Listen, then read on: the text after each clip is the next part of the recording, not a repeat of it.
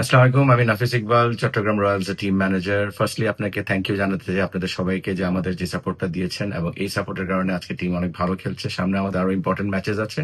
দোয়া করবেন এবং সাপোর্ট করতে থাকবেন আমাদেরকে।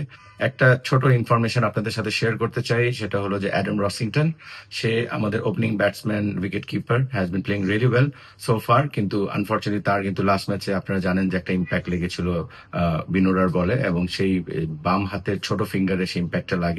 তার কিন্তু একটা প্রিভিয়াস হিস্ট্রি রয়েছে এখানে, আগের একটা ইনজুরির ফ্র্যাকচার ছিল আগে।